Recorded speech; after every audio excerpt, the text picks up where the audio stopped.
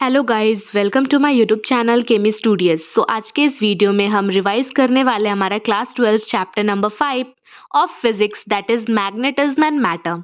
So video पे last तक बने रहिएगा। इस वीडियो को आप फुल वॉच कर लोगे तो आई एम श्योर आपको किसी दूसरे वीडियो पे जाने की ज़रूरत नहीं पड़ेगी, because in a very easy language हम सारा चैप्टर इजी वे में कवर करने वाला है। इसमें कोई भी आपका टॉपिक मिस नहीं होगा, that is necessary for board exam. So आज के इस वीडियो में हमारा कंटेंट रहने वाला है the bar magnet, magnetic field lines, bar magnet solenoid, dipole in uniform magnetic field, electrostatic analog, magnetism and magnetic intensity, magnetic property of matter or material, Curie law or Curie temperature, hysteresis curve, that is very important, and permanent magnet and electromagnet. So now first see the introduction. So earth behaves as a magnet, which is true, क्योंकि अगर हम लोग देखते हैं compass needle में, तो needle जब जो कंपास को होता है ऑटोमेटिकली मूव करने लगता है। दैट इज वो है क्योंकि अर्थ के मैग्नेटिक प्रॉपर्टी के कारण ही ऐसा होता है। अगर आप किसी बार मैग्नेट को एक स्ट्रिंग से या फिर किसी धागे से अगर आप उसको लटका दोगे तो वो खुद ब खुद मूव करने लगेगा। That is why, that is because of the earth magnetic behaviour. So earth behaves as a magnet. Now similar poles repel while opposite pole attract each other. This line is very important और ये हम basic शुरू से ही पढ़ते हुए आ रहे हैं. North pole and south pole of a magnet can not be separated. कहने का सेंस है कि अगर आपका कोई मैग्नेट है, ठीक है, और मैग्नेट को मान लो आपने ब्रेक कर दिया, ठीक है, ब्रेक करने के बाद क्या होगा कि जो मैग्नेट होगा वो आपका वो जो अपने पार्ट ब्रेक किया वो खुद का एक सेपरेट मैग्नेट बन जाएगा. मीन्स ये मान लो आपका फुल मैग्नेट है, ठीक है, ये पेन आपका फुल मैग्नेट है, इसको अगर आपने ब्रेक कर दिया, यहाँ से बीच से आपने ब्रेक कर दिया, तो इतना पार्ट भी एक मैग्नेट बन जाएगा और इतना पार्ट भी एक मैग्नेट बन जाएगा. Next is magnet can be made and destroy, which is true कि मैग्नेट को बनाया भी जा सकता है और डिस्ट्रॉय भी किया जा सकता है. ठीक है, कैसे? तो अगर आप किसी ब्लेड को मैग्नेट से चिपका के रख दो, ठीक है, तो कुछ देर बाद आप देखोगे कि वो जो ब्लेड है वो मैग्नेट की तरह बिहेव करने लगेगा, चीज़ों को अट्रैक्ट करने लगेगा. सो इस तरीके से बनाया भी जा सकता है. और magnetic property can be created और डिस्ट्रॉय. इससे हम क्या समझते हैं कि अगर आप किसी मैग्नेट को हीट कर दो, ठीक है, तो उसका जो मैग्नेटिक प्रॉपर्टी है वो खुद ब खुद खत्म हो जाएगा. या फिर आप किसी भी मैग्नेट को ऐसे ऐसे करके मारना चालू कर दो, ठीक है, किसी सरफेस पे, तो अगर आप ऐसा करोगे तो आपका जो मैग्नेट होगा वो खुद ब खुद मैग्नेटिक प्रॉपर्टी लूज कर देगा. सो बहुत सारे शेप्स के मैग्नेट पाए जाते हैं, ठीक है, जिसमें कि फर्स्ट है हमारा बार मैग्नेट, जिसका कि कुछ इस टाइप से उसका शेप होता है, ठीक है. सेकेंड इज मैग्नेटिक नीडल, जिसका कि कुछ इस टाइप का शेप होता है. थर्ड इज सर्क्यूलर मैग्नेट, और ये सब कॉमन मैग्नेट्स हैं जो कि हम देखते हैं. और यहाँ पे फोर्थ है हमारा हॉर्स शू मैग्नेट, ठीक है. These were the different shapes of the magnet. तो एनसीईआरटी में बेसिकली हमें पढ़ना है बार मैग्नेट के बारे में, ठीक है, तो चलिए हम लोग बार मैग्नेट के बारे में पढ़ते हैं. नाउ बार मैग्नेट, तो यहाँ पे अगर आप देखोगे तो ये है हमारा बार मैग्नेट, ठीक है. सो बार मैग्नेट जो होता है, अगर उसको आप एक थ्रेड से लटका दो, ठीक है, तो अगर आप उसको फ्रीली हैंग करोगे बार मैग्नेट को ओवर द सरफेस ऑफ अर्थ, तो आप लोग क्या पाओगे कि बार मैग्नेट का जो एक एंड होगा वो नॉर्थ डायरेक्शन की ओर हो जाएगा और दूसरा एंड जो होगा वो साउथ डायरेक्शन की ओर हो जाएगा, ठीक है. सो फ्रॉम हियर हम लोग लिख सकते हैं कि if we freely hang a bar magnet over the surface of earth, then the end of bar magnet pointed towards the north direction is the north pole of the bar magnet, and the end of bar magnet pointed towards south direction is the south pole of the bar magnet. Magnetic field lines, तो magnetic field lines क्या होता है? तो जैसा कि आप देख रहे हो कि बार मैग्नेट के अराउंड जो लाइंस बन ड्रॉ हुई है, ठीक है, तो उन्हीं को हम बोलते हैं मैग्नेटिक फील्ड लाइंस. और इसको हम डिफाइन कैसे कर? So magnetic field lines are the imaginary line which represents the magnetic field around any magnet. This can be seen on sprinkling iron filling on the magnet. ठीक है, तो अगर आप किसी मैग्नेट पे आयरन फिलिंग को अगर आप उस पे स्प्रिंकल करते हो, ठीक है, तो आप लोग पाओगे कि जो मैग्नेट है उसके अराउंड जो फील्ड लाइंस ड्रॉ हो गया, ठीक है, and that imaginary lines are the magnetic field lines. Properties of magnetic field lines. So first is it originates from north pole and goes to south pole. तो जब आप लोग magnet देखोगे, ठीक है, तो मैग्नेट के आउटसाइड में आप लोग ये पाओगे कि जो मैग्नेटिक फील्ड है, ठीक है, वो नॉर्थ से ओरिजिनेट होता है और साउथ में जाता है. Second point is it forms a closed loop because it originates from north pole and goes to south pole. Further inside the magnet it moves from north in south to north pole, which means जो हमारा जो magnetic field lines होता है वो close loop form करता है। Means outside आप देखोगे तो नॉर्थ से साउथ तो जा ही रहा है, बट इनसाइड भी जो है हमारा साउथ टू नॉर्थ जाता है। मीन्स एक क्लोज लूप टाइप का स्ट्रक्चर फॉर्म करता है।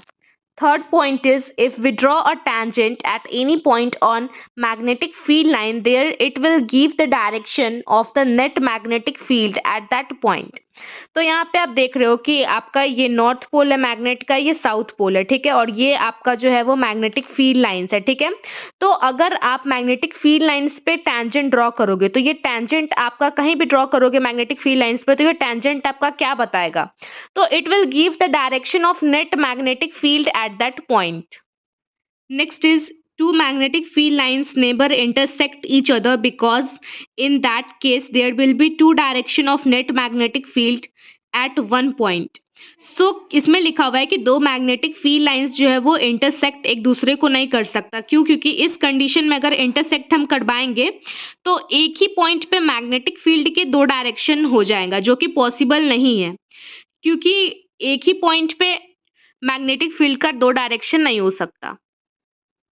Density of magnetic field lines represent the strength of magnetic field.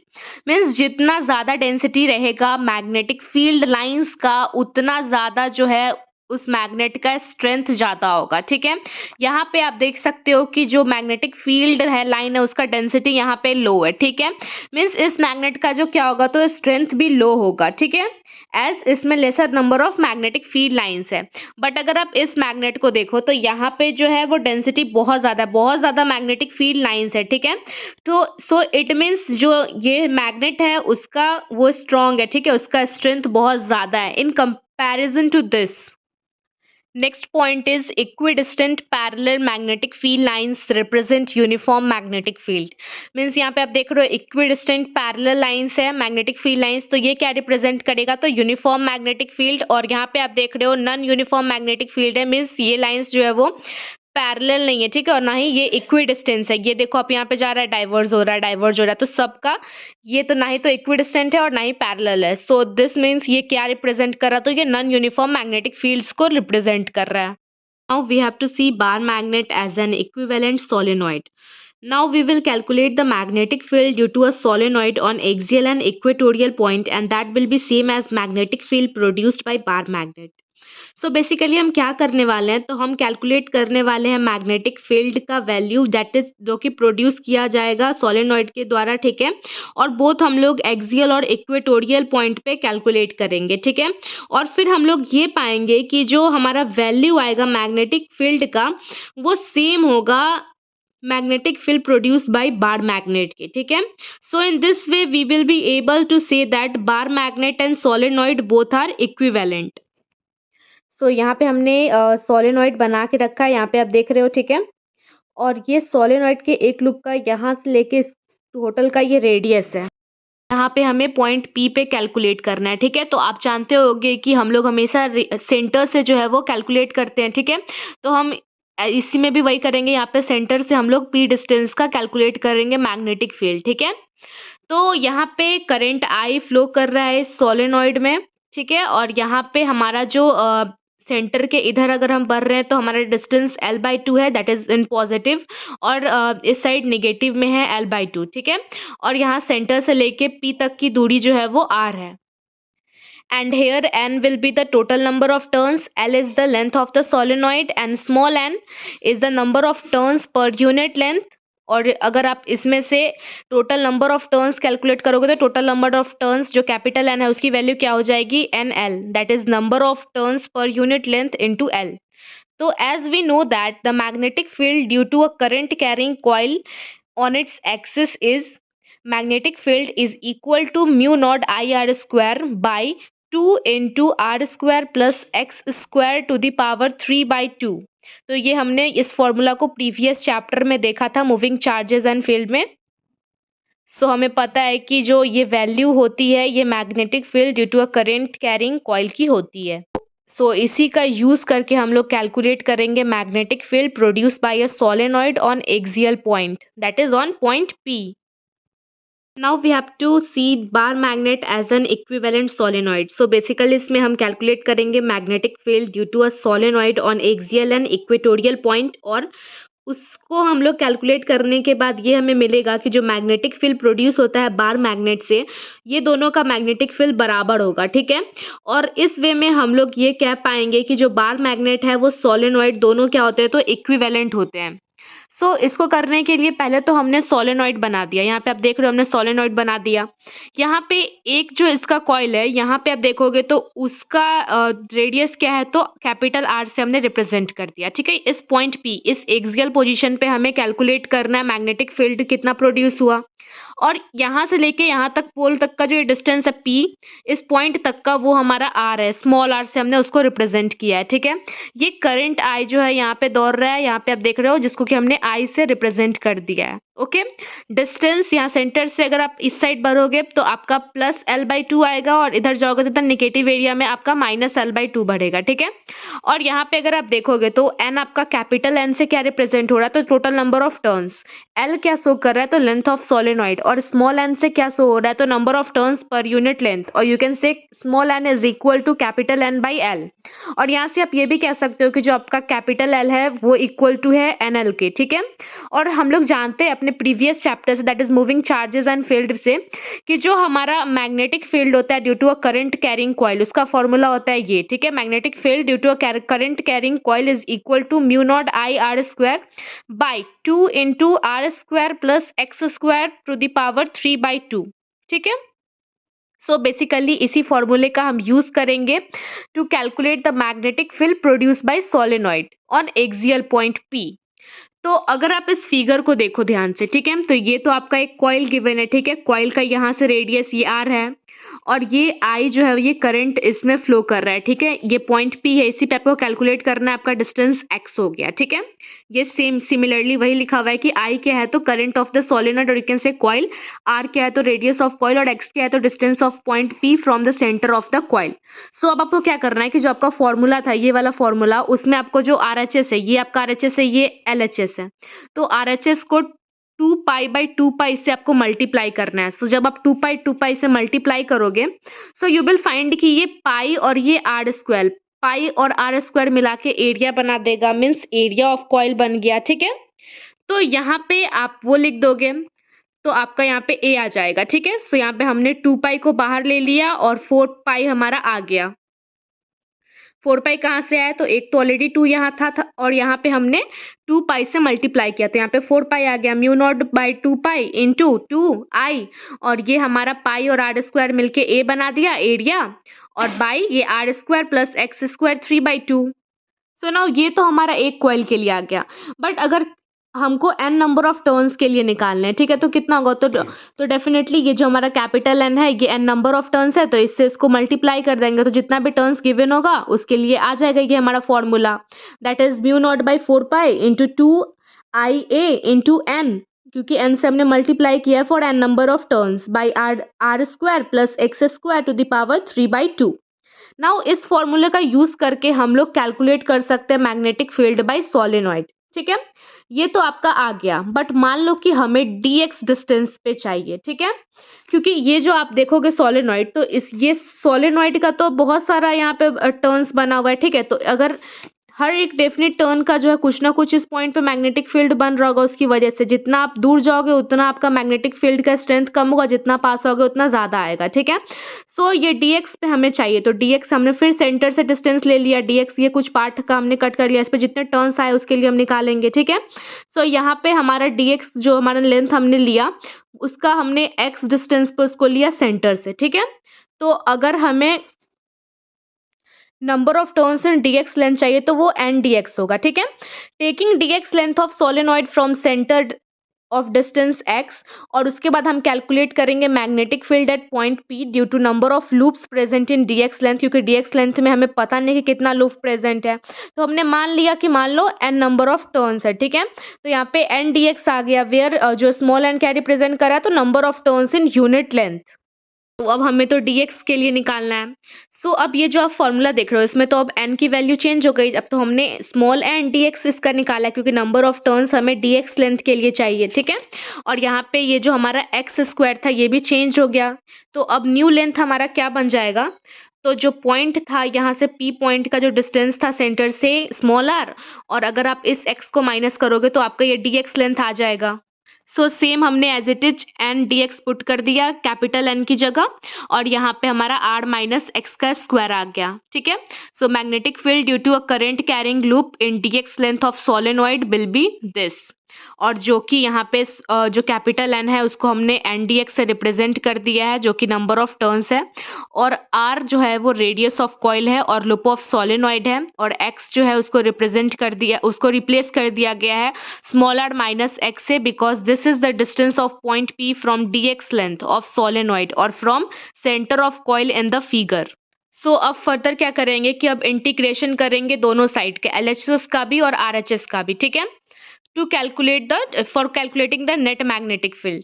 तो अब हमने इंटीग्रेशन किया, ठीक है, और यहाँ पे हम ये कंसीडर करेंगे जो हमारा x जो डिस्टेंस है और r जो है हमारा कैपिटल R जो हमारा रेडियस है वो क्या है, तो स्मॉल r से बहुत बहुत बहुत ज़्यादा छोटा है, इतना छोटा है कि इसको नेग्लेक्ट भी कर देंगे तो कुछ फर्क नहीं पड़ेगा, ठीक है। तो ऐसा ही हमने किया, यहाँ पे जो हमारा x था और r था उसको हमने नेग्लेक्ट कर दिया, ठीक है। तो x और r की वैल्यू हम नेग्लिजिबल ले लिए। सो हमारा न्यू फॉर्मूला बन गया integration of mu naught by 4 pi into 2n dx A I by R square 3/2। यहाँ से फिर 2 और 2 कैंसिल हो जाएगा तो r की पावर 3 आ जाएगी, ठीक है। और यहाँ पे db का जो इंटीग्रेशन हुआ तो हमारा b निकल के आ गया। सो यहाँ पे फिर हम फॉर्मूला क्या करेंगे, जो इंटीग्रेशन में तो सारे कांस्टेंट टर्म को बाहर ले लेंगे। तो बाहर लिया कांस्टेंट टर्म तो mu naught by 4 pi into 2n ai by are cube आ गया, ठीक है।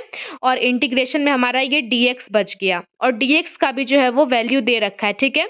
लोअर लिमिट भी उसका गिवन है और हायर लिमिट भी जो गिवन है, क्योंकि अगर आप देखो तो यहाँ पे लोअर लिमिट ये हो सकता है, मिनिमम उसकी वैल्यू इतना तक जा सकती है और मैक्सिमम इतना तक जा सकती है, ठीक है। सो वही हमने लोअर लिमिट डाल दी और हायर लिमिट डाल दिया, ठीक है। और फिर हम कैलकुलेट करेंगे तो mu naught by 4 pi into 2n ai by are cube, और यहाँ पे dx का इंटीग्रेशन x होता है और हमने वही अपर लिमिट और लोअर लिमिट डाल दिया। सो अब फर्दर इंटीग्रेट करेंगे तो लोअर माइनस जो होगा वो अप, सो हमने अपर माइनस लोअर किया, ठीक है। और इसको फिर फर्दर हम देखेंगे तो जब हम इसको माइनस करेंगे, सो अब जब इसको करोगे तो माइनस माइनस प्लस हो जाएगा।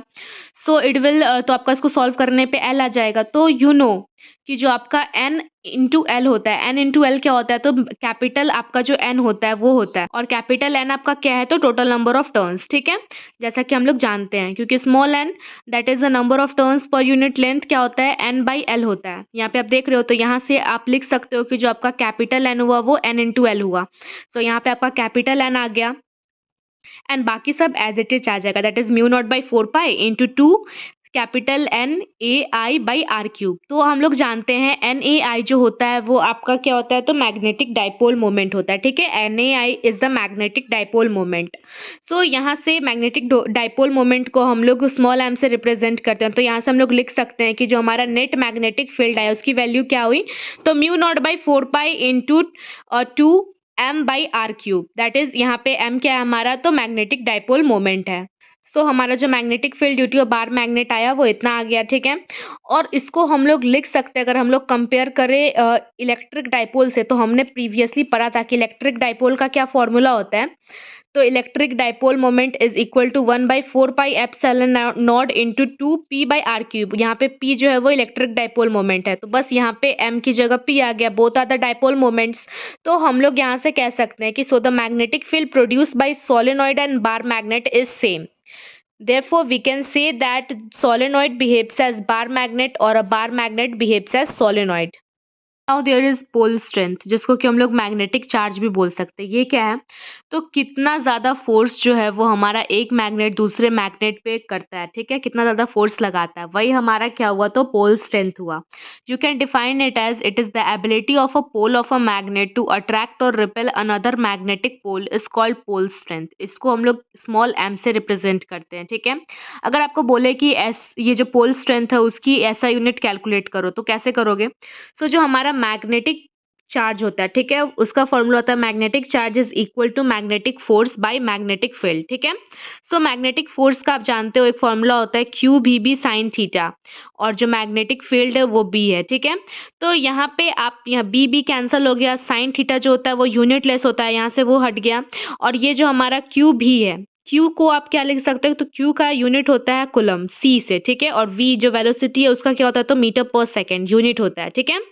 तो यहाँ से S जो हमारा C के पास चला गया, तो C by S means coulomb per second को आप एम्पेयर लिखते हो, और ये मीटर आपका रह गया, ठीक है? सो एम्पेयर मीटर, और you can say coulomb per second into metre, ये हमारा जो एम्पेयर मीटर है ये यूनिट हो जाएगा पोल स्ट्रेंथ का। अब अगर आप देखो कि ये बार मैग्नेट है, ठीक है? ये नॉर्थ पोल हो गया उसका, ये साउथ पोल हो गया, ठीक है? यहाँ पे जो है प्लस क्यू एम है, मीन्स क्या है, तो मैग्नेटिक चार्ज की वैल्यू पॉजिटिव है नॉर्थ पोल पे, और यहाँ पे माइनस क्यू एम है, मीन्स जो मैग्नेटिक चार्ज है उसकी वैल्यू निगेटिव है साउथ पोल पे, ठीक है? इसको आप लोग अगर कंपेयर करो तो ये सेम है कि किसकी तरह, तो इलेक्ट्रिक डाइपोल की तरह, क्योंकि हमने देखा था कि जो हमारा इलेक्ट्रिक डाइपोल था उस पर भी एक तरफ था माइनस चार्ज, एक तरफ था प्लस पॉजिटिव चार्ज, ठीक है?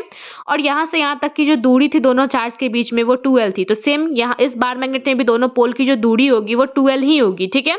सो हमारा जो है सारा कुछ इसका इलेक्ट्रिक डाइपोल से कंपेयर किया जा सकता है। So here we can write all concepts of electric dipole can be used as magnetic dipole. We will further discuss this in electrostatic analog and diploid analogy, जो कि हमारा ये फर्दर इस वीडियो में आने वाला है। और हम जानते हैं कि हमारा ये जो बार मैग्नेट है इधर साइड ये हमारा जो मैग्नेटिक चार्ज होगा वो माइनस होगा, ये हमारा पॉजिटिव होगा, ठीक है? इस चीज़ को आप याद रखिएगा। और दोनों का जो हमारा डाइपोल होता है, ये जो हमारा मैग्नेटिक डाइपोल है और ये जो हमारा इलेक्ट्रिक डाइपोल है, दोनों में बहुत ज़्यादा सिमिलैरिटी है, ऑलमोस्ट सिमिलर है। नाउ मैग्नेटिक मोमेंट, और यू कैन से मैग्नेटिक डाइपोल मोमेंट, यहाँ पे आप देख रहे हो बार मैग्नेट है साउथ एंड नॉर्थ, और डिस्टेंस दोनों के बीच का 2L है, ठीक है? और डायरेक्शन है हमारा साउथ टू नॉर्थ, और you can say negative to positive, क्योंकि अभी हमने देखा जो मैग्नेटिक चार्ज साउथ पे था वो निगेटिव था, और जो मैग्नेटिक चार्ज नॉर्थ पे था वो पॉजिटिव था, और डायरेक्शन निगेटिव से पॉजिटिव जा रहा है। सिमिलरली जैसा कि हमने देख रखा था इलेक्ट्रिक डाइपोल में, ठीक है? ये दोनों चार्ज हो गया, माइनस क्यू और प्लस क्यू, डिस्टेंस 2L हो गया, और डायरेक्शन निगेटिव टू पॉजिटिव ही रहता है, ओके? और जो हमारा इलेक्ट्रिक डाइपोल था उसका फॉर्मूला क्या होता था, तो प्लस क्यू इंटू 2L, ठीक है? तो इसी तरीके से जो हमारा मैग्नेटिक डाइपोल मोमेंट होगा उसका भी फॉर्मूला क्या होगा, तो प्लस एम इंटू 2L, ठीक है? और प्लस एम यहाँ पे क्या है हमारा, तो पोल स्ट्रेंथ है, ठीक है? तो यहाँ से हम लोग जानते हैं कि ये हमारा ये जो मैग्नेटिक मोमेंट है, और जो हमारा ये मैग्नेटिक मोमेंट और हमारा जो इलेक्ट्रिक का डाइपोल मोमेंट है वो दोनों का क्या होगा, तो दोनों जो हमारा वेक्टर क्वांटिटी होगा, ठीक है? और जो हमारा मैग्नेटिक मोमेंट है वो क्या है, तो it is the product of pole strength and length of the bar magnet, that is 2L, ठीक है? सो यहाँ से हम लोग इसका ऐसा यूनिट भी कैलकुलेट कर सकते हैं। तो हम लोग जानते हैं कि पोल स्ट्रेंथ का जो यूनिट होता है वो एम्पियर मीटर होता है, जो कि अभी हमने कैलकुलेट किया था। और यहाँ पे क्या बोल रहा है, तो लेंथ की यूनिट क्या होती है, तो मीटर होती है, ठीक है? तो यहाँ से हम लोग एम्पियर मीटर स्क्वायर लिख सकते हैं, ठीक है? सो हमारी जो मैग्नेटिक मोमेंट है उसकी यूनिट आ गई एम्पियर मीटर स्क्वायर। अब है हमारा dipole of uniform magnetic field, और इसी को कैलकुलेट करते हुए हमें निकालना है टाइम पीरियड, ठीक है? सो यहाँ पे आप देखो तो ये मैग्नेटिक फील्ड है जो कि हमारा यूनिफॉर्म है, ठीक है? जिसको कि हमने रिप्रेजेंट किया है बी वेक्टर से, ठीक है? यहाँ पे हमने मैग्नेट कोई भी डाल सकते हैं, यहाँ पे हमने मैग्नेटिक निडल डाल दिया, ठीक है? ये उसका साउथ पोल, ये नॉर्थ पोल। तो मैग्नेटिक मोमेंट जो होता है उसका डायरेक्शन हमारा साउथ टू नॉर्थ होता है, ये हमने कर दिया, ठीक है? और ये जो है हमारा मैग्नेटिक मोमेंट जो है वो क्या कर रहा है, मैग्नेटिक फील्ड के साथ कोई थीटा एंगल बना रहा है, ठीक है? इस साइड का जो हमारा होगा पॉजिटिव मैग्नेटिक चार्ज होगा, इधर हमारा निगेटिव मैग्नेटिक चार्ज होगा, ठीक है? सो इसके ऊपर जो है अलोंग द एक्सिस चार्ज लगेगा, और साउथ पोल पे हमारा उसके उल्टा चार्ज लगेगा, ठीक है? मीन्स ये निगेटिव में, ठीक है? ये अलोंग एक्स एक्सिस है और ये अलोंग निगेटिव एक्स एक्सिस लगेगा, ठीक है? सो इट्स तो नॉर्थ पे तो इधर फोर्स लग रहा है और साउथ पे इधर लग रहा है, तो एक टाइम ऐसा आएगा जब ये इस एंगल पे आके यहाँ पे आ जाएगा, बराबर हो जाएगा, इधर नॉर्थ लगता रहेगा इधर साउथ लगता रहेगा, तो कैंसिल आउट करेगा। फिर थोड़ा ज़्यादा स्पीड के कारण हल्का मूव कर जाएगा, तो फिर इधर नॉर्थ लगेगा इधर साउथ लगेगा, और ये जो इस टाइप से ऑक्सीलेशन है ये चलता रहेगा, ठीक है? सो हमें पता है कि जो हमारा टॉर्क होता है डाइपोल का मैग्नेटिक फील्ड में, उसका फॉर्मूला क्या होता है? तो torque equal to vector M into B. ठीक है, यहाँ पे एम क्या है? तो मैग्नेटिक डाइपोल मोमेंट है, और बी क्या है? तो हमारा मैग्नेटिक फील्ड है। ठीक है, तो यहाँ से जब उसका आप क्रॉस प्रोडक्ट करोगे दोनों का, तो एम बी साइन थीटा आ जाएगा आपका टॉर्क का वैल्यू। और यहाँ पे अगर आप देखो तो हमारा टॉर्क जो है वो थीटा से डायरेक्टली प्रोपोर्शनल है। ठीक है, और थीटा हमारा एंगुलर डिस्प्लेसमेंट है, तो यहाँ से हम लोग कह सकते हैं कि जो हमारा डाइपोल ऑक्सिलेटरी मोशन प्रोड्यूस करेगा, because torque is proportional to the angular displacement theta. ठीक है, तो 11th के रोटेशन चैप्टर में एक फॉर्मूला होता है कि torque is equal to I into alpha. ठीक है, तो यहाँ पे अल्फा हमारा एंगुलर एक्सलरेशन होता है, आई क्या होता है यहाँ पे? तो हमारा मोमेंट ऑफ इनर्शिया होता है, और टी हम ये जो आप सिंबल देख रहे हो ये हमारा टॉर्क है। ठीक है, सो यहाँ से I alpha is equal to M B sine theta हम लिख सकते हैं, जो कि हमारी टॉर्क की वैल्यू थी। ओके, तो इस केस में हमारा जो साइन थीटा होता है ना, वो बहुत ज़्यादा उसकी वैल्यू छोटी होती है। ठीक है, तो छोटा होने के कारण जो हमारा साइन थीटा होता है उसका वैल्यू थीटा बन जाता है। तो ये सब बेसिक्स है, आपको पता होगी। तो जो हमारा मोमेंट ऑफ इनर्शिया हो गया इनटू जो हमारा एंगुलर एक्सेलरेशन हो गया, वो यहाँ से एम बी थीटा आ गया, बिकॉज यहाँ का जो हमारा साइन थीटा था वो अब थीटा बन चुका है। सो यहाँ से हम क्या करते हैं कि अब हम एम बी को इधर ले आते हैं, और थीटा और जो ये हमारा अल्फा है इसको थीटा भेज देते हैं। ठीक है, तो यहाँ से हम लोग theta by alpha is equal to I by M B लिख सकते हैं। So here dipole is performing simple harmonic motion. Why? Because acceleration alpha is proportional to angular displacement. So यहाँ पे जो होगा एस एच एम का सारा rule apply होगा, बिकॉज जो हमारा एक्सेलरेशन है अल्फा, ठीक है, वो क्या है? तो एंगुलर डिस्प्लेसमेंट थीटा के डायरेक्टली प्रोपोर्शनल है, एज यू कैन सी। सो यहाँ पे हम लोग एस एच एम का जो फॉर्मूला है वो यूज़ कर सकते हैं। सो एस एच एम में हम लोग जानते हैं कि टाइम पीरियड का फॉर्मूला क्या होता है? तो 2 pi root under displacement by acceleration. ठीक है, तो इस कंडीशन में हमारा डिस्प्लेसमेंट क्या है? एंगुलर डिस्प्लेसमेंट तो हमारा थीटा था, और जो हमारा एक्सेलरेशन है, ठीक है, तो एक्सेलरेशन हमारा क्या है? तो वो हमारा अल्फा है।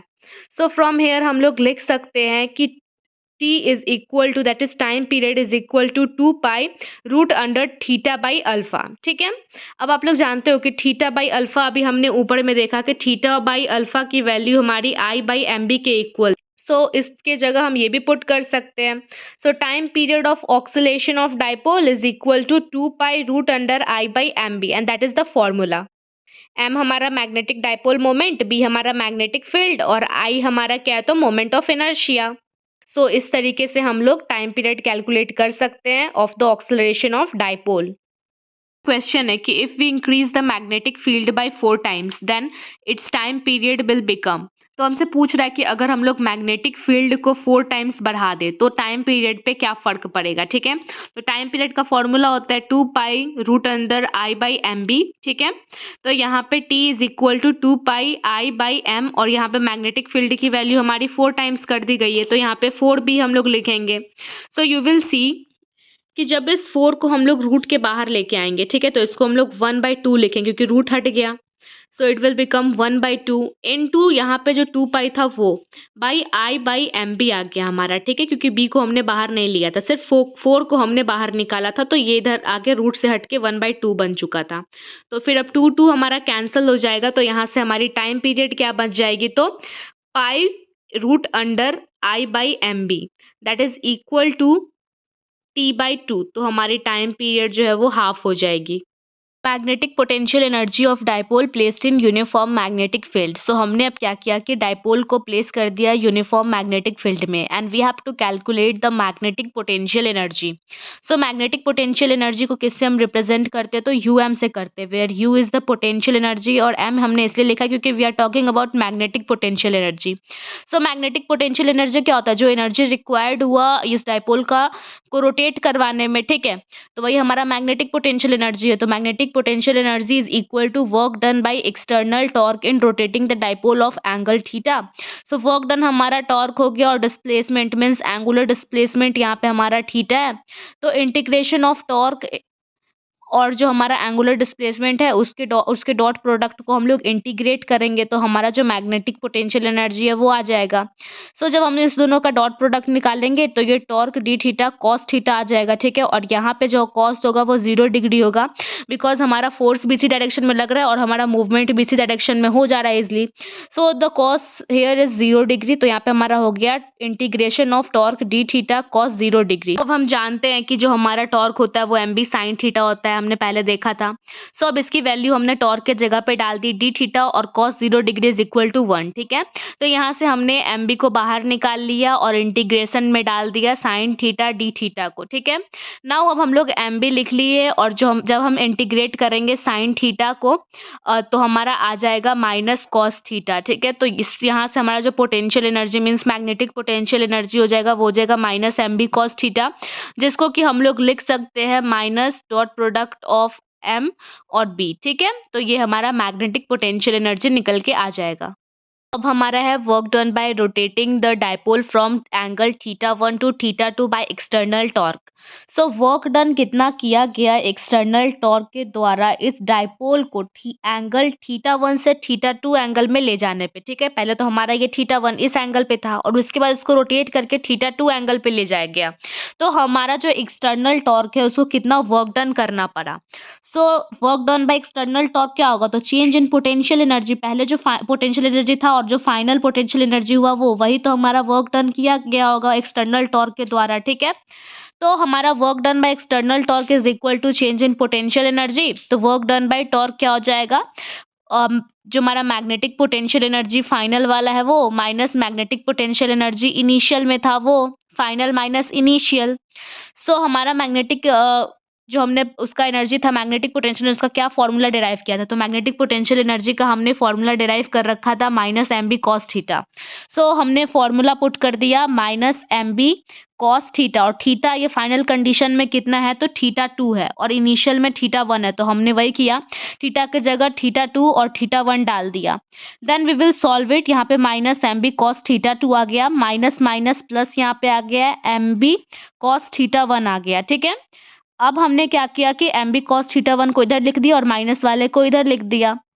नाउ अब दोनों में से एम बी हम लोग कॉमन ले सकते हैं। सो हमारा फॉर्मूला कुछ ऐसा बन जाएगा, हमने एम बी को कॉमन ले लिया दोनों में से, ठीक है।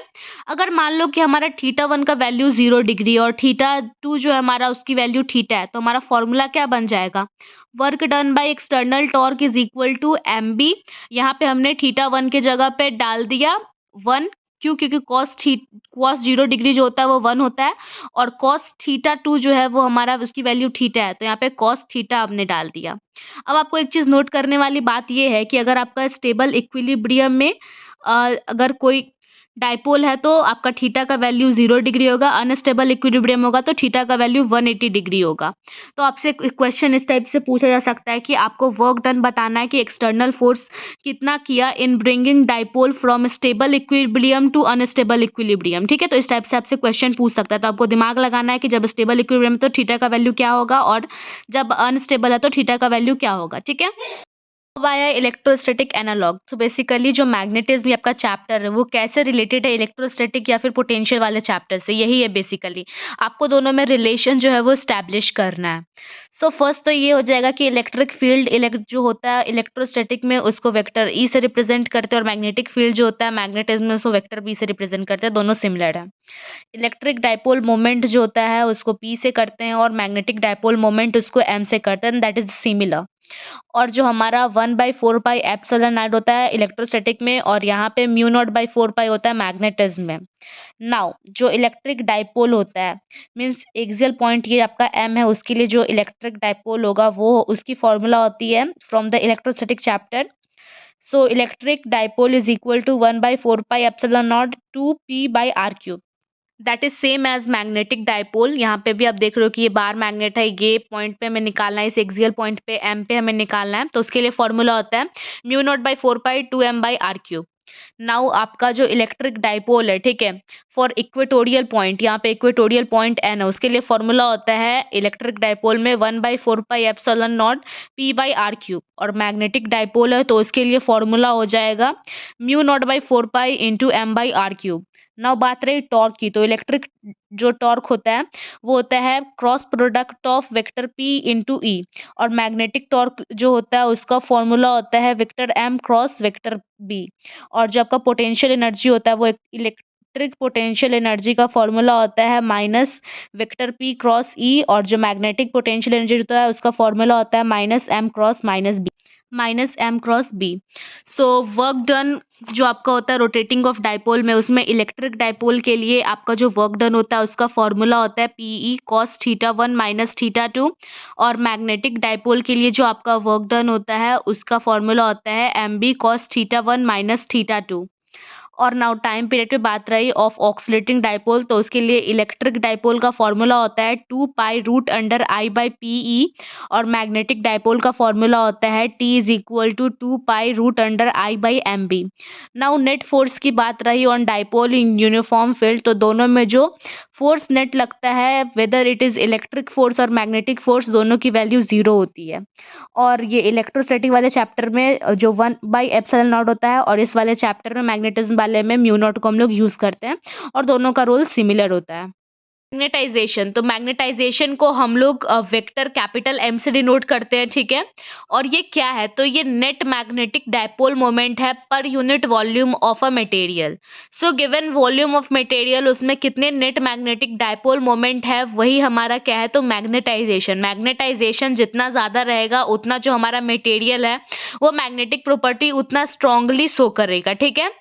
और जो हमारा मैग्नेटाइजेशन होता है वो क्या होता है, तो net magnetic dipole moment per unit volume of the material, that is mentioned over there where mnet is denoting the net magnetic dipole moment of a magnetic object and v is the volume of the object.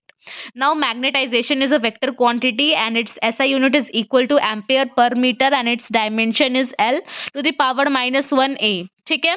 और note करने की बात यह है कि जब magnetic field जो आप मटेरियल प्रोड्यूस करता है, so if when we are talking about in air, तो उस केस में हमारा म्यू नॉट इनटू मैग्नेटाइजेशन हो जाता है, ठीक है। The magnetic field produced by any material in air will be mu naught into magnetization, और इस मैग्नेटाइजेशन की जगह पे हम ये भी लिख सकते हैं M net by V. Now अगर बात रही सोलेनॉइड की, ठीक है, यहाँ पे आपको सोलेनॉइड दिख रहा होगा कि करंट फ्लो कर रहा है, तो अगर आपसे पूछे कि magnetic field inside a solenoid क्या होगा, so in normal condition magnetic field inside a solenoid जो होता है वो होता है Ni, ठीक है। तो यहाँ पे Ni जो होता है वो हमारा होता है magnetic field inside a solenoid in original condition. But जब उस कंडीशन में एयर आ जाता है, ठीक है, magnetic field inside air in the presence of air, आप इस टाइप से कहो, ठीक है, in the presence of air जो मैग्नेटिक फील्ड होगा इनसाइड द सोलेनॉइड वो क्या होगा, तो यहाँ पे जो हमारा बी नॉट है, बी नॉट से आप समझ जाना कि magnetic field inside the solenoid is equal to, यहाँ पे एयर का कंडीशन आ गया इसलिए म्यू नॉट आ गया और Ni आ गया, ठीक है। तो ये जो हमारा Ni होता है, ये Ni क्या होता है, ये Ni ही जो है हमारा मैग्नेटिक इंटेंसिटी है। और मैग्नेटिक इंटेंसिटी क्या है, so it is the magnetic field produced by current और solenoid in the absence of air और वैक्यूम और एनीथिंग, ठीक है, जो कि मैंने कहा। तो मैग्नेटिक इंटेंसिटी को एस से रिप्रेजेंट करते हैं जो कि इक्वल होता है Ni से। जैसा कि आपने देखा था कि magnetic field inside a solenoid अगर एयर के एब्सेंस में प्रोड्यूस हो रहा था तो हम लोग उसको Ni से लिख रहे थे, ठीक है। तो वही है हमारा magnetic intensity, that is H is equal to Ni where I is the current in the solenoid और वायर, और N हमारा नंबर ऑफ टर्न्स पर यूनिट लेंथ ऑफ सोलेनॉइड है। सो नाउ यहाँ पे जो बी नॉट है means the magnetic field inside the solenoid, उसका फॉर्मूला होता है mu naught is equal to Ni। तो इस Ni की जगह पे आप H लिख सकते हो बिकॉज जो हमारा मैग्नेटिक इंटेंसिटी है वही उसको हम लोग H से डिनोट करते हैं and that is equal to Ni। तो अब ये आप देख रहे हो सोलेनॉइड, इसके अंदर हमने क्या किया, तो एक मैग्नेटिक मटेरियल, ये आप देख रहे हो, इस मैग्नेटिक मटेरियल को इसके अंदर इंसर्ट कर दिया, ठीक है। यहाँ पे I जो है वो करंट इस पे रन कर रहा है, ठीक है। तो मैग्नेटिक जो हमारा field due to a material कितना हो जाएगा हमारा, तो म्यू नॉट M आ जाएगा, ठीक है, वेयर M क्या है, तो मैग्नेटाइजेशन है। और अगर हमसे पूछा due to a current solenoid, तो जो हमारा बी नॉट है वो कितना आ जाएगा, तो म्यू नॉट Ni आ जाएगा, ठीक है। यहाँ पे Ni की जगह मैच लिख सकते हैं तो इसको म्यू नॉट H भी हम लोग लिख सकते हैं। बात रही कि इस सोलेनॉइड में अब नेट मैग्नेटिक जो हमारा फील्ड होगा वो कितना होगा। तो नेट मैग्नेटिक फील्ड कितना होगा, तो ड्यू टू अ मटेरियल के कारण जितना हुआ और इस सोलेनोइड में करंट के कारण जितना हुआ वही तो हमारा नेट मैग्नेटिक फील्ड होगा। तो इन दोनों को हमें ऐड करना पड़ेगा, ठीक है। तो यहाँ पे हमारा net magnetic field is equal to B naught plus B M, ठीक है, जहाँ पे जो हमारा बी नॉट है वो म्यू नॉट एच हो जाएगा और बी एम जो होगा वो म्यू नॉट एम हो जाएगा, ठीक है। और यहाँ पे बी हमारा mu naught H plus M हो जाएगा, यू कैन सी देयर। और यहाँ पे b by mu naught is equal to H plus M. तो यहाँ से हम लोग लिख सकते हैं कि h is equal to b by mu naught minus M and that is the relation between magnetization and magnetic intensity. Magnetic susceptibility की बात रही, ठीक है। तो मैग्नेटिक ससेप्टिबिलिटी क्या है, तो it is the magnetization induced in a material per unit applied magnetizing field और मैग्नेटिक इंटेंसिटी, ठीक है। तो from here we can say कि जो हमारा मैग्नेटाइजेशन है, ठीक है, वो डायरेक्टली प्रोपोर्शनल है मैग्नेटिक इंटेंसिटी के, ठीक है। तो हमने वही लिखा और जो हमारा मैग्नेटाइजेशन है, ठीक है, इज इक्वल टू, जब हम लोग इनवर्स का साइन हटाएंगे तो एक कांस्टेंट आएगा and that is the susceptibility, ठीक है, इनटू एच आ गया, ठीक है। हमारा तो ससेप्टिबिलिटी हमारा क्या हो गया, तो m by H and that is from here we can define it as it is the magnetization induced in a material per unit applied magnetic field or magnetic intensity. As you can see per unit magnetic field और magnetic intensity magnetization कितना induced हुआ। अब हम लोग जानते हैं कि जो हमारा मैग्नेटिक फील्ड होता है वो क्या होता है, net magnetic field is equal to mu naught H plus M. जानते हैं आप, यहाँ पे m क्या है तो मैग्नेटाइजेशन है और ये हमारा h क्या है तो यहाँ पे मैग्नेटिक इंटेंसिटी है, ठीक है। और ये m is equal to susceptibility और इनटू h, ये हम जानते हैं, ठीक है। तो यहाँ m की जगह पे हम ससेप्टिबिलिटी इनटू h डाल देते हैं as we have seen over there. So हमने यहाँ पे पुट कर दिया, ठीक है। तो b is equal to mu naught, यहाँ पे 1 प्लस, क्योंकि हमने h को कॉमन ले लिया तो यहाँ पे h की जगह 1 आ गया प्लस ससेप्टिबिलिटी और h तो यहाँ से कॉमन जा चुका है और यू कैन से यहाँ पे भी 1 आता तो यहाँ पे ससेप्टिबिलिटी ही रह गया है। So b is equal to mu naught 1 plus susceptibility और h की जगह हम ni लिख सकते हैं because we know h is equal to ni। So इसको हम लोग इक्वेशन 1 मान लेंगे। And now we also know that the value of magnetic field inside the solenoid in the presence of any material. तो अगर कोई मटेरियल आ जाए तो क्या होता है, सो मटेरियल के आने पे हमारा रिलेटिव परमिएबिलिटी ऑफ मीडियम आ जाता है, ठीक है। सो एयर भी है और मीडियम भी है। सो यहाँ पे जो मैग्नेटिक फील्ड होगा इनसाइड द सोलेनॉइड वो होगा म्यू नॉट, यहाँ पे जो हमारा म्यू आ रहा है वो क्या है तो रिलेटिव परमिएबिलिटी ऑफ मीडियम है और इनटू ni, ठीक है। इसको हम लोग इक्वेशन 2 मान लिए। जब इक्वेशन 1 और इक्वेशन 2 को इक्वेट करेंगे, ठीक है, तो हमारा आ जाएगा जो हमारे रिलेटिव परमिएबिलिटी ऑफ मीडियम होगा is equal to 1 plus susceptibility. और यहाँ से हम लोग बोल सकते हैं कि susceptibility is equal to relative permeability of medium minus 1। So it is written over there that susceptibility of material is equal to relative permeability of material minus 1। Now ये भी इजी सा है, हम लोग जानते थे कि जो हमारा परमिएबिलिटी ऑफ मीडियम था इलेक्ट्रोस्टैटिक वाले चैप्टर में वो क्या था, तो यहाँ पे E naught by into E R था, that is the permeability of air into relative permeability of medium, ठीक है। इन इलेक्ट्रोस्टैटिक हम ये जानते थे, तो सेम उसी की तरह हमारा यहाँ पे भी आएगा। तो permeability of medium is equal to permeability of air minus relative permeability of medium. So जिसको कि हमने um is equal to mu naught, क्योंकि परमिएबिलिटी ऑफ एयर को हम लोग म्यू नॉट से डिनोट करते हैं, रिलेटिव परमिएबिलिटी ऑफ मीडियम इसको ur से करते हैं। और यहाँ पे हमारा जो परमिएबिलिटी ऑफ मीडियम आ गया mu naught 1 plus x, because यहाँ पे जो हमारा रिलेटिव परमिएबिलिटी ऑफ मीडियम था उसको हमने कैलकुलेट करके निकाल रखा था, that is 1 plus susceptibility. So 1 plus susceptibility हमारा ये आ गया। Now magnetic properties of material. Magnetic properties of material, तो हम लोग मटेरियल्स को क्लासीफाई करते हैं 3 टाइप में on the basis of susceptibility, ठीक है। एक तो होता है हमारा डाईमैग्नेटिक मटेरियल, दूसरा होता है हमारा पैरामैग्नेटिक मटेरियल, तीसरा होता है हमारा फेरोमैग्नेटिक मटेरियल, ठीक है। और मैग्नेटिक प्रॉपर्टीज भी 3 टाइप में क्लासीफाइड होती है, एक तो होता है डाईमैग्नेटिज्म, दूसरा होता है पैरामैग्नेटिज्म और तीसरा होता है फेरोमैग्नेटिज्म, ठीक है। तो पहले बात कर लेते हैं डाईमैग्नेटिज्म की। तो डाईमैग्नेटिज्म में क्या होता है, एक ऐसा कैरेक्टरिस्टिक है जिसमें कि अगर हम लोग net applied magnetic field apply करते हैं तो हमारा जो नेट डाइपोल मोमेंट होता है वो ज़ीरो आता है, वो खुद को बैलेंस्ड आउट कर लेता है। इट मीन्स कि जो हमारा मान लो कि एक सोलेनॉइड है, उसके अंदर हमने जो हमारा डायामैग्नेटिक मटेरियल है उसको प्लेस कर दिया, ठीक है। तो डायामैग्नेटिक मटेरियल के अंदर कुछ ना कुछ इलेक्ट्रॉन होगा जो खुद रिवॉल्व कर रहा होगा, ठीक है, और रिवॉल्विंग करने के कारण उसका डाइपोल मोमेंट आ रहा होगा। तो जिस भी इलेक्ट्रॉन का, ठीक है, तो जिस भी इलेक्ट्रॉन का डाइपोल मोमेंट जो है वो अपोजिट डायरेक्शन में होगा अप्लाइड मैग्नेटिक फील्ड के, वो अपना स्पीड क्या करेगा, तो इंक्रीज कर लेगा। और जिस भी इलेक्ट्रॉन का डाइपोल मोमेंट जो होगा वो अप्लाइड मैग्नेटिक फील्ड के ही डायरेक्शन में होगा, वो खुद को स्लो डाउन कर लेगा, ताकि जिसका अपोजिट डायरेक्शन में है वो अप्लाइड फोर्स के खिलाफ वो फोर्स लगा सके, और जिसका उसी के डायरेक्शन में है तो वो खुद को स्लो डाउन कर लेगा, ताकि जो हमारा कंडीशन है वो बैलेंस्ड आउट हो जाए और हमारा नेट डाइपोल मोमेंट जो है वो ज़ीरो आ जाए, ठीक है। And that is all about diamagnetism. So basically ये ओपोज करता है। तो अगर आप देखो तो जो भी अप्लाइड मैग्नेटिक फील्ड होगा वो डाइपोल अगर डायामैग्नेटिक मटेरियल है तो उसके पास से उसके बगल से ही वो निकल जाएगा, बट इस मटेरियल के अंदर से वो पास आउट नहीं करेगा।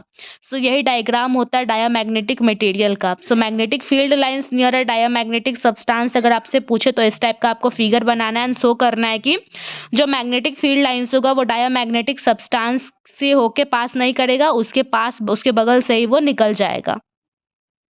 Meissner effect. तो मेसनर इफेक्ट क्या होता है कि एक ऐसा फेनोमेनन है, ठीक है, the phenomenon of perfect diamagnetism in super conductors. ये सुपर कंडक्टर्स में देखा जाता है, ठीक है, कि जो परफेक्ट डायामैग्नेटिज्म ये प्रॉपर्टी जब टेक प्लेस करता है सुपर कंडक्टर्स में, इसी फेनोमेनन को कहा जाता है मेसनर इफेक्ट्स, ठीक है। और अब बात रही पैरामैग्नेटिज्म की, तो इस टाइप में क्या होता है कि अगर पैरामैग्नेटिक मटेरियल्स है, ठीक है, तो डाइपोल मोमेंट ऑफ इलेक्ट्रॉन जो होगा वो एक्सटर्नल मैग्नेटिक फील्ड के डायरेक्शन में ही खुद को अलाइन कर लेगा और इंक्रीज हो जाएगा, जिस वजह से जो value of net magnetic field है वो इंक्रीज हो जाती है, ठीक है।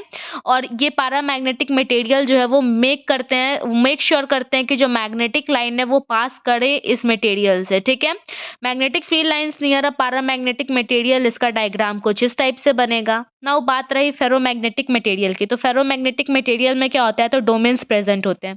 यू कैन सी डोमेन्स कहने का मतलब है झुंड, आप कह सकते हो कि वन बंच ऑफ दिस। ये सब क्या है, तो ये सब इलेक्ट्रॉन के डाइपोल मोमेंट का डायरेक्शन है, ठीक है। मान लो कि कुछ इलेक्ट्रॉन इस टाइप से डायरेक्शन शो कर रहा है, कुछ का डायरेक्शन ऊपर की ओर है, कुछ का इस साइड है, कुछ का इस साइड है, ठीक है। और ये कंप्लीट बंच, ये एक जो है इसको मान लो डोमेन है, और एक डोमेन में 10⁻11 डाइपोल्स होते हैं, ठीक है। तो मान लो कि ये यूनिडायरेक्शनल है, ठीक है। तो डोमेन थ्योरी क्या कहती है फेरोमैग्नेटिज्म की, कि domain is a group of dipoles जिसमें कि 10⁻11 डाइपोल्स होते हैं, in which all dipoles have unidirectional magnetic dipole moment. You can see यहाँ पे सबका यूनिडायरेक्शनल है, किसी का भी सेम नहीं है। तो और यहाँ पे बोल रहा है कि मैग्नेटिक डाइपोल मोमेंट और अगर हम लोग मैग्नेटिक फील्ड अप्लाई करते हैं, मान लो कि अभी तो सबका अलग अलग है डायरेक्शन, और अगर यहाँ पे आप कोई बार मैग्नेट लेके आ जाओ, ठीक है, तो बार मैग्नेट जो होगा वो तो मैग्नेटिक फील्ड प्रोड्यूस करेगा। तो एक्सटर्नल मैग्नेटिक फील्ड जैसे ही प्रोड्यूस होगा और जैसे ही ये जो हमारा मटेरियल है वो उसके पास आया, तो सारा का डायरेक्शन एक पार्टिकुलर डायरेक्शन में कन्वर्ट हो जाएगा।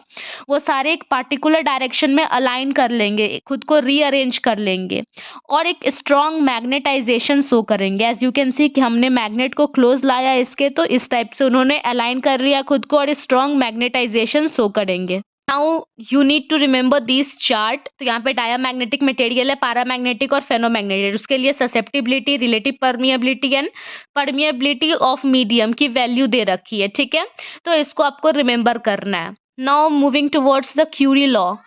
Curie temperature. According to Curie law, magnetization of a material is directly proportional to applied magnetic field and inversely proportional to temperature. So according to Curie law, जो हमारा magnetisation होता है किसी भी material का, वो डायरेक्टली प्रोपोर्शनल होता है अप्लाइड मैग्नेटिक फील्ड के और इन्वर्सली प्रोपोर्शनल होता है टेम्परेचर के, ठीक है। मीन्स मैग्नेटाइजेशन से हम क्या समझते हैं, उसकी मैग्नेटिक प्रॉपर्टी कितना वो शो करेगा। तो अगर आप किसी का भी टेम्परेचर बढ़ाओगे तो आपका मैग्नेटाइजेशन जो होगा वो घटेगा, और मैग्नेटाइजेशन बढ़ाओगे तो टेम्परेचर घटेगा, ठीक है, दोनों में इन्वर्स रिलेशन होता है और अप्लाइड मैग्नेटिक फील्ड और मैग्नेटाइजेशन में डायरेक्ट रिलेशन होता है। सो फ्रॉम हेयर अब आप लिख सकते हो इस इक्वेशन को कि m is directly proportional to b naught by T, where is b naught is the applied magnetic field and t is the temperature. इन दोनों से मिलके आपने ये इक्वेशन डिराइव कर लिया, ठीक है। सो अगर आप इसमें प्रोपोर्शनल का साइन हटा दोगे तो यहाँ पे कांस्टेंट आएगा c, जिसको कि हम लोग बोलते हैं क्यूरीज कांस्टेंट, ठीक है। और यहाँ पे m हमारा क्या है तो मैग्नेटाइजेशन, b नॉट क्या है तो applied magnetic field due to a solenoid and t क्या है तो टेम्परेचर, ठीक है। सो यहाँ से हमारा आ गया कि magnetization is equal to Curie constant into applied magnetic field due to a solenoid by temperature. So अब फर्दर m का वैल्यू हम जानते हैं ससेप्टिबिलिटी इंटू h, और यहाँ पे b नॉट की जगह हम म्यू इंटू ni लिख सकते हैं, और ni क्या होता है तो h होता है, that is the magnetic intensity. तो इसको फर्दर हम उसी प्रोसेस में ले जाते हैं। सो मैग्नेटाइजेशन की जगह यहाँ पे हमने ससेप्टिबिलिटी इंटू h लिख दिया, because we know magnetization is equal to susceptibility into h, ठीक है। और यहाँ पे b नॉट था, क्यूरी कॉन्स्टेंट तो हमारा रह गया, b नॉट की जगह हम म्यू नॉट h लिख दिए, we have derived it as it. और यहाँ पे t आ गया हमारा, तो यहाँ पे हमारा जो h है h से कैंसिल हो गया, तो हमारा susceptibility is equal to Curie's constant into mu naught आ गया। म्यू नॉट क्या है तो परमिएबिलिटी ऑफ वैक्यूम और एयर इनसाइड सोलेनॉइड, ठीक है। और t हमारा टेम्परेचर है। सो हम यहाँ से ये भी डिराइव कर सकते हैं। नाउ आता है लिमिटेशन ऑफ क्यूरी लॉ। तो लिमिटेशन में बेसिकली क्या होता है कि आप तो जानते हो यहाँ से कि जो मैग्नेटाइजेशन और टेम्परेचर है उसमें इन्वर्स रिलेशन है, ठीक है। टेम्परेचर बढ़ाओगे तो मैग्नेटाइजेशन घटेगा, मैग्नेटाइजेशन बढ़ाओगे तो टेम्परेचर घटेगा, ठीक है। तो मान लो कि आप टेम्परेचर रिड्यूस कर रहे हो, ठीक है, तो मैग्नेटाइजेशन का वैल्यू तो इंक्रीज करेगा। तो एक ऐसा पर्टिकुलर टाइम आ जाएगा, अगर आप इस टेम्परेचर को घटाते जा रहे हो तो आपका मैग्नेटाइजेशन बढ़ते जा रहा है, ठीक है। तो एक पर्टिकुलर ऐसा टाइम आएगा जब मैग्नेटाइजेशन ऑफ अ मटेरियल जो है वो और फर्दर इंक्रीज नहीं हो पाएगा, ठीक है। उसकी वैल्यू स्टॉप हो जाएगी, चाहे आप कितना भी टेम्परेचर को डिक्रीज करते रह जाओ, उसके बाद वो मैग्नेटाइजेशन का जो वैल्यू होगा वो इंक्रीज नहीं करेगा। सो इसी सिचुएशन को हम लोग बोलते हैं सैचुरेशन, ठीक है। और ये जो पर्टिकुलर टेम्परेचर है जिसके बाद मैग्नेटाइजेशन ऑफ अ मटेरियल उसकी वैल्यू जो है वो स्टॉप हो गई है, फर्दर इंक्रीज नहीं हो सकती, उसको सैचुरेशन टेम्परेचर कहते हैं, ठीक है। And this is one of the limitation of curies law. और अगर आपसे इसका कोई रीजन पूछे तो यू विल से कि at saturation temperature there is no magnetic dipole moment left to align towards the applied magnetic field, और इस कारण से हमारा मैग्नेटिक जो हमारा मैग्नेटाइजेशन होता है वो फर्दर इंक्रीज नहीं कर पाता है। This will be the reason for that particular thing. Now अब आता है Curie temperature. So saturation temperature और क्यूरी टेम्परेचर दोनों एक दूसरे से डिफरेंट है, ठीक है। क्यूरी टेम्परेचर क्या होता है कि क्यूरी टेम्परेचर पे फेरोमैग्नेटिक मटेरियल जो होता है वो पैरामैग्नेटिक मटेरियल बिग बन जाता है, ठीक है। कैसे? सो एक फॉर्मूला होता है, susceptibility is equal to C by T minus ये जो क्यूरी टेम्परेचर है वो, ठीक है। तो कोई ना कोई ऐसा टेम्परेचर होगा कि जब ये टेम्परेचर और ये टेम्परेचर की वैल्यू सेम हो जाएगी, ठीक है। तो जब सेम हो जाएगी तो ये दोनों कैंसल आउट हो जाएगा, तो ससेप्टिबिलिटी जो होगा वो क्यूरी कांस्टेंट के इक्वल हो जाएगा, ठीक है। सो ऐसे कंडीशन जब आएगा तो हमारा फेरोमैग्नेटिक मटेरियल जो है वो पैरामैग्नेटिक बन जाएगा। वेयर यहाँ पे ये जो साई है वो डिनोट कर रहा है ससेप्टिबिलिटी, सी जो है वो क्यूरी कांस्टेंट है जिसकी वैल्यू इतनी होती है, टी हमारा यहाँ टेम्परेचर है, और ये टी और सी जो हमने लिखा है वो हमारा क्यूरीज टेम्परेचर है, ठीक है। और यहाँ पे कुछ फेरोमैग्नेटिक मटेरियल्स के लिए जो क्यूरी टेम्परेचर है उसकी वैल्यू दे रखी है, you have to remember this. Hysteresis, hysteresis क्या है तो ये एक प्रोसेस है in which magnetization of a material changes with respect to an oscillating magnetic intensity, ठीक है। तो बेसिकली होता क्या है कि ये एक सोलेनॉइड है, ठीक है, इसके अंदर एक मटेरियल हमने इंसर्ट कर रखा है, ठीक है। और ये सिंबल हमारे अल्टरनेटिंग करंट को डिनोट करता है, ठीक है। ये अल्टर एसी बैटरी से कनेक्टेड है, ठीक है। तो हुआ क्या कि एसी सोर्स से जब ये कनेक्ट है तो यहाँ से जो अल्टरनेटिंग करंट है वो प्रोड्यूस होगा, तो डाइपोल्स जो है मैग्नेटिक डाइपोल्स वो खुद को इस डायरेक्शन में अरेंज कर लेंगे, और जब इधर से करंट प्रोड्यूस होगा तो मैग्नेटिक डाइपोल खुद को इधर के डायरेक्शन में कर लेंगे। तो बेसिकली होता क्या है कि अल्टरनेटिंग करंट में पहले इस साइड से फ्लो किया, मान लो कि 5 4 पहले 1 2 3 4 5 एंड देन रिटर्न आता है 5 4 3 2 1 और फिर इधर से प्रोड्यूस होता है 1 2 3 4 5 एंड देन 5 4 3 2 1। सो इस वजह से कभी जो हमारे डायपोल्स है वो कभी इस डायरेक्शन में रहते हैं, कभी इस डायरेक्शन में रहते हैं, तो इसीलिए इन लोग का ऑक्सीलरेशन होता रहता है, ठीक है। तो इसीलिए कहा गया है कि it is a process in which magnetization of a material changes with respect to an oscillating magnetic intensity. इनमें मटेरियल में ऑक्सीलेशन होता रहता है, जो उसका मैग्नेटिक मोमेंट है वो ऑक्सीलेट करते रहता है, बिकॉज अल्टरनेटिंग करंट है, कभी इधर से जा रहा है कभी इधर से जा रहा है, ठीक है। इस वजह से ऑक्सीलेशन हो रहा है मैग्नेटिक मोमेंट्स का, ठीक है। मैग्नेटिक डायपोल्स ऑक्सीलेट कर रहे हैं। सो इस कारण से एनर्जी लॉस भी होता है हमारा, ठीक है, जिसको कि हम लोग हिस्टेरोसिस लॉस बोलते हैं। और ये जो हमारा प्रोसेस है और इस प्रोसेस को हम लोग बोलते हैं हिस्टेरेसिस, ठीक है। नाउ अब हमें हिस्टेरेसिस लुप और यू कैन से कर्व समझना है। सो बेसिकली यहाँ पे आप देख रहे हो कि ये मैग्नेटिक फील्ड और यू कैन से मैग्नेटाइजिंग है, ठीक है, मैग्नेटाइजेशन है इसका। और ये हमारा है एच, ठीक है, that is magnetic intensity of solenoid, ठीक है। तो इस ग्राफ को बेसिकली हमें समझना है। तो जैसा कि मैंने आपको इस डायग्राम में बताया था कि पहले करंट जैसे ऐसे इंक्रीज करता है कि जब ये अल्टरनेटिव करंट की बात आई तो पहले होगा 1 2 3 4 5 देन 5 4 3 2 1 और फिर इधर से जाएगा 1 2 3 4 5 एंड देन 5 4 3 2 1, ठीक है।